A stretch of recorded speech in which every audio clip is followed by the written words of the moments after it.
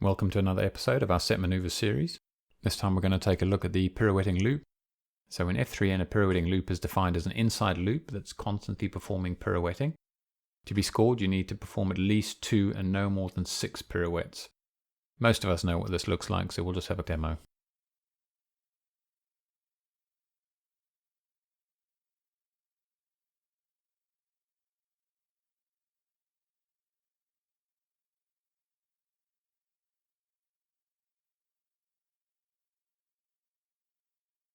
And this is a breakdown of the Piro loop.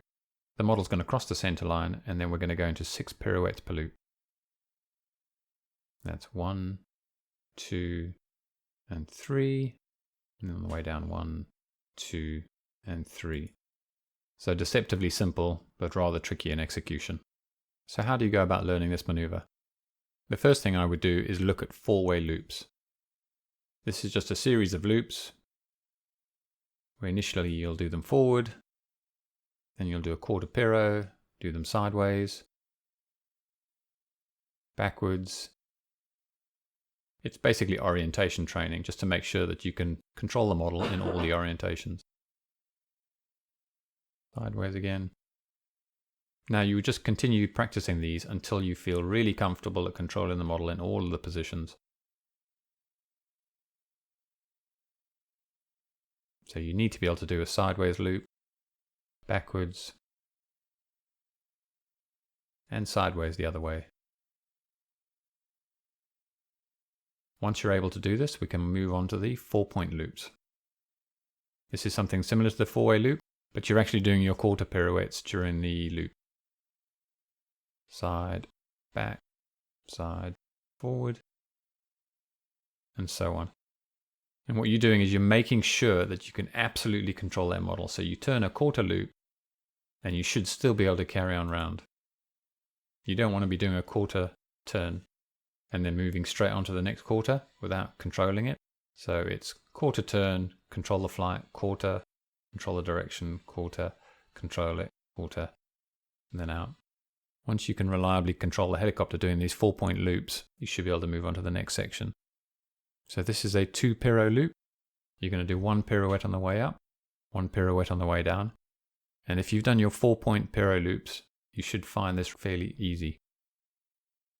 Because you're going side, backwards on the way up, side, and then forward. And a similar thing on the way down.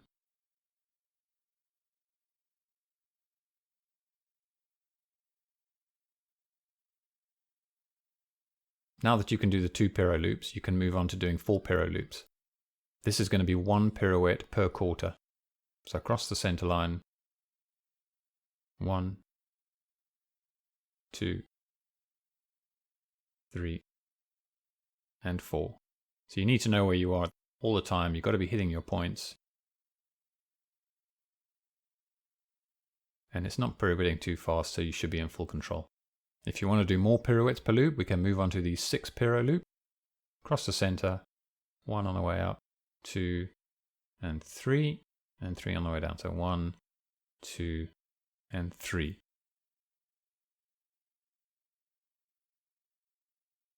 You've got to be aiming to hit those marks every time. There are only 2 really difficult things to do in the pirouetting loop. If you've done the previous steps, the pirouetting part shouldn't be too bad. The second part is actually how do you maintain momentum. The trick is not to keep the attitude of the model the same as the flight path. In position 2, I'm entering the maneuver with forward speed, but the model is still slightly nose down. In position 3, you've started the loop, but the model is still flat. This is going to give you a nice pull upwards to get you up and over the maneuver. At position 5, you would think the model would be completely vertical, but it's not. It's still going to be slightly nose down. In F3N, the model is allowed to have an attitude that's up to 15 degrees off the flight path, so this is still completely legal. In position 6 and 7, you're still not going completely in line with the flight path. Only when you get to 8 can you pull the nose down and have a little bit of forward speed, and from there on you can just track the flight path. Once you reach position 2, you want to be slightly nose down to exit the maneuver and carry on the speed. So that should help you getting into the pirouetting loop. If you want to see more of these maneuvers, please subscribe or follow me on Facebook. Also, all these videos are available on rchelicopterhub.com. Good luck.